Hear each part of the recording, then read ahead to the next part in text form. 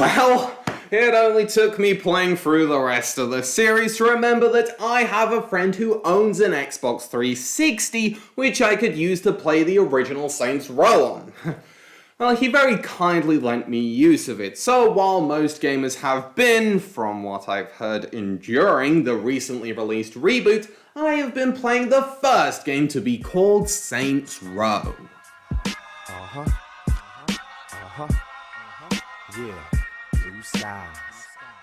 It was very interesting to play the debut entry in a series like this last, because having journeyed with my custom character taking the 3rd Street Saints from running Stillwater to the freaking White House, it was funny to see the catalyst for all that was simply being in the wrong place at the wrong time.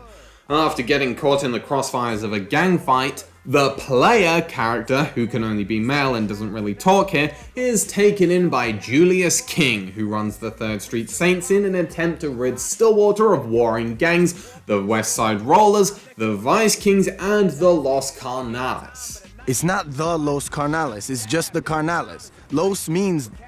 fuck it. As expected, this story added to my appreciation for key moments in 2, having played them out of order.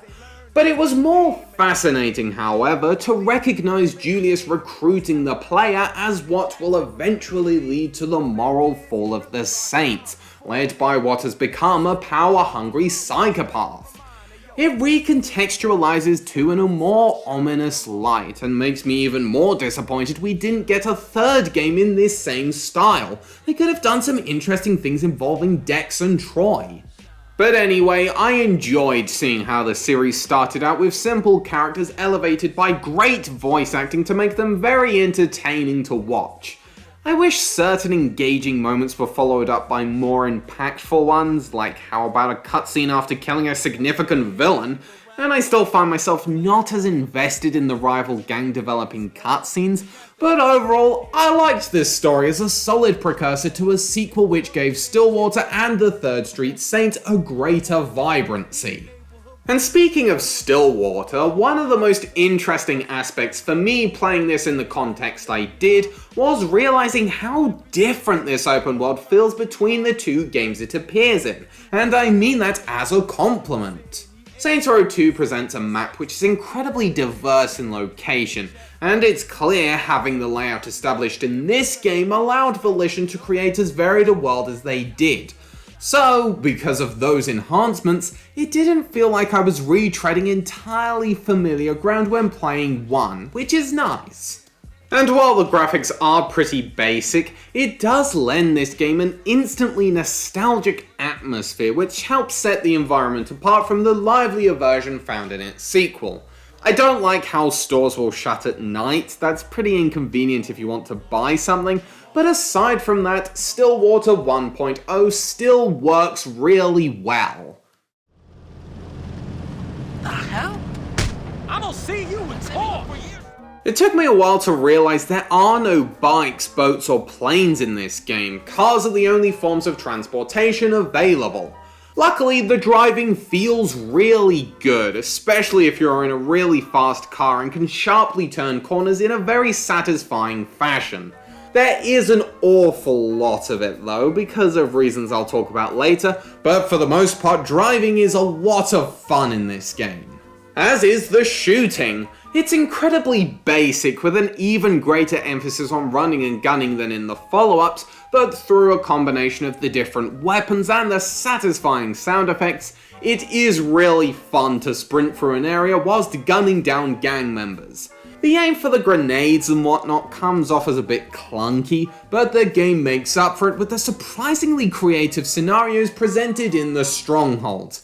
I really enjoyed these missions because of their variety. They're honestly more fun to play through here than they were in 2. So, for a 2006 title, the mechanics here do hold up very well.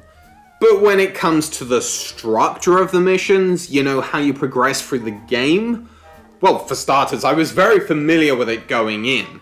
You play through 3 mission branches for each of the main gangs, but to play a mission, you'll need to get your respect up by playing the numerous activities dotted around the map. When I reviewed Saints Row 2, I expressed initial uncertainty about having story progression blocked off like this, but found it usually didn't take too long to earn respect and I mostly enjoyed the system. In this game, I'm definitely more mixed on it.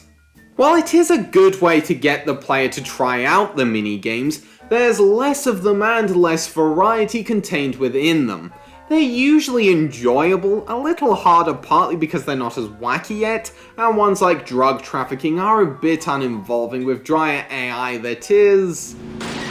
yeah. But it's the lack of gaining respect outside of the activities which makes this an issue.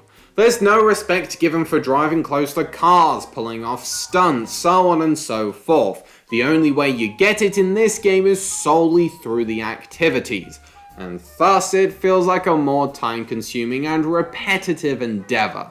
I wound up doing the hostage and pushback diversions way more here out of necessity, and I really wish the strongholds could have just been activities, because as much as I did enjoy them, getting respect and having to do a mission with no plot progression is a bit annoying.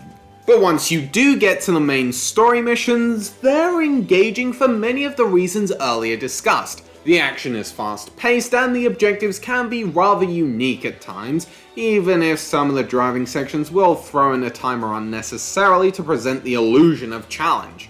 They're generally good fun. But there is a major issue you have to contend with. There's no checkpoints. I played some of GTA 4 a few months back and did very much like what I played of it, but the lack of mission checkpoints was a hindrance.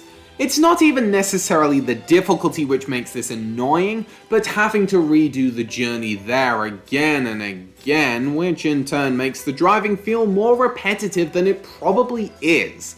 Saints Row suffers from the same issue. The activities don't really offer convenient restarts, and when some of the missions are structured with several sections, oh my god, it can be infuriating having to go through the whole thing again, especially if there is a several-minute drive to the first objective.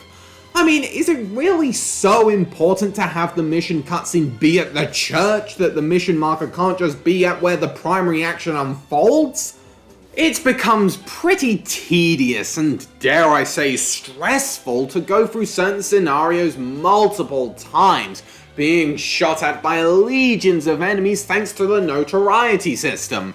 If you had the checkpoints, certain sections could make for an invigorating challenge. But when you're right at the end of a mission with multiple gameplay sections and you're being bombarded by cops and gang members, it's just not fun to play through. Ugh. Look, I've mentioned in the past that I wish this game had been ported or remastered or whatever, just so I could play it without having to borrow a friend's console, but now also so that they could have implemented the checkpoint system or even the cheat code for respect which was in Saints Row 2. I think I would have enjoyed the game a lot more with those inclusions.